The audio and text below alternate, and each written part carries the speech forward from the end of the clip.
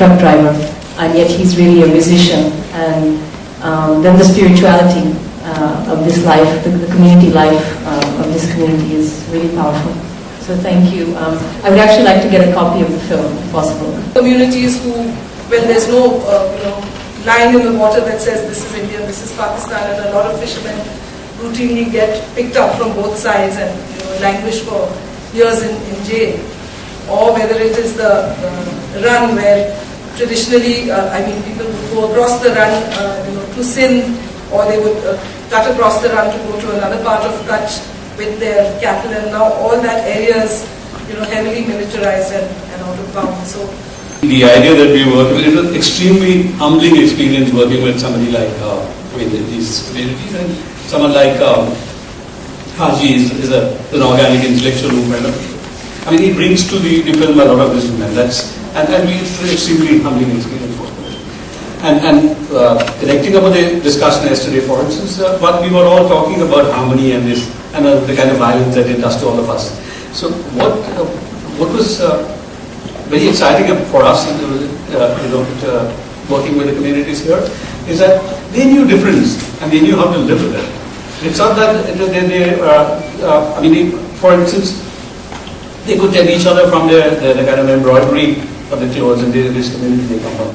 Congratulations, it's a wonderful film.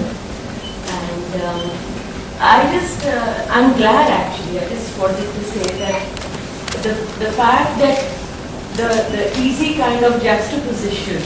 There's a kind of, acceptance that for us was which cannot really be easily verbalized or even, which somewhere through the film we try to, an acceptance of things which some people might, dub as fatalism or whatever, but an acceptance of life as it unfolds, an acceptance of the finitude of our existence, which for us was very moving in some way.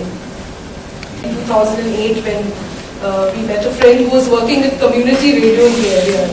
He was working with Kachchh Vikas Sangathan, who has been doing very interesting work in terms of using some of this music to weave alternative narratives and broadcasting this through community radio. So we went and visited, and since then we sort of started documenting, and we've sort of charted very many different communities. These are just two of which we've filmed.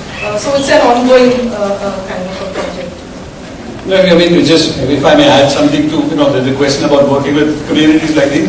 It can probably become a predatory activity of taking away people's culture, because we have already taken away their material wealth. So what is left now is their cultural wealth. So probably that's an issue that I think many of us, it's not that it's just unique to us, many documentary filmmakers are clearly aware of.